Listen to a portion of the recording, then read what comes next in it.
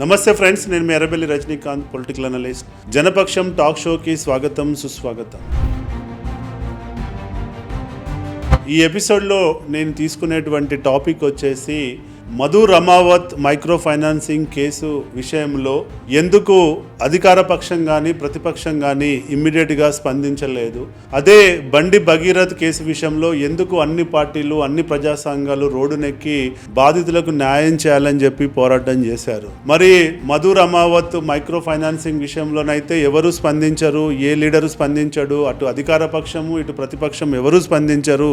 మరి అక్కడ వాళ్ళు ప్రజలు కాదా, వాళ్ళు ఓట్లు వేయలేదా, వాళ్ళ ఓట్లతోటి వీళ్ళు గెలవలేదా? ఈ సబ్జెక్ట్ పై నా విశ్లేషణ చెప్పడం కోసం నేను ఈ వీడియోని చేస్తున్నాను. మీరు చివరి వరకు చూడండి, నచ్చితే 10 మందికి షేర్ చేయండి.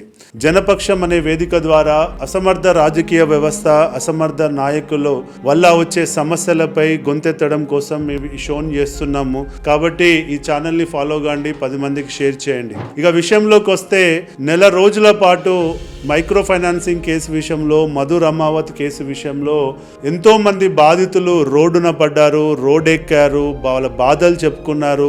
వాళ్ళు ఇచ్చిన డబ్బులు, వాళ్ళు ఇచ్చిన ప్రామిసరీ నోట్లు ఈ మీడియాకి చూపెట్టారు. కానీ ఆ కేసు నెల రోజులైనా కానీ కనీసము అటు అధికార పక్షం కానీ ఇటు ప్రతిపక్ష నాయకులు కానీ అటు ప్రజా సంఘాలు కానీ ఇప్పుడు మాట్లాడుతున్న మహిళా నాయకురాలు కానీ ఎవరు కూడా బాధితుల వైపు తొంగి చూడలేదు, బాధితులతో పరామర్శించలేదు, బాధితులకి ధైర్యాన్ని నింపలేదు అన్నది వాస్తవం వాస్తవం వాస్తవం.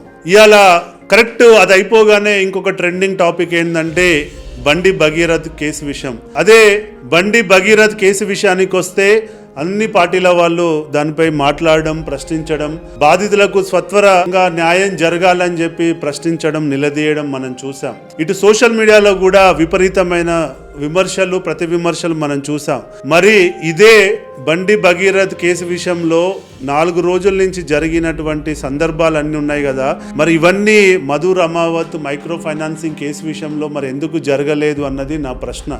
ఎందుకు మధు రమావత్ ఫైనాన్సింగ్ కేసు విషయంలో కొన్ని వేల మంది రోడ్డున పడి బాధలు చెప్తూ ఉంటే వాళ్ళకి ఎందుకు స్పందించలేదు అన్నది నా ప్రశ్న. ఎందుకు ఇదే సోషల్ మీడియా ఇన్ఫ్లుయెన్సర్స్ ఎందుకు వాళ్ళకు సపోర్టుగా నిలబడలేదన్నది నా ప్రశ్న. వాళ్ళు మనుషులు కాదా, వాళ్ళు మనతో మన సమాజంలో లేరా, వాళ్ళు ఓట్లు వేయలేదా, వాళ్ళ ఓట్లతోటి మీరు గెలవలేదా అన్నది నా ప్రశ్న. మరి ఇవాళ ఆ సబ్జెక్టు మొత్తం కనుమరుగైపోయింది. అలా ఎవరెవరైతే ఇన్వాల్వ్ అయి ఉన్నారో ఇంతవరకు వాళ్ళని అరెస్టు చేయలేదు, అరెస్టు చేయకుండా కాలయాపన చేస్తున్నారు.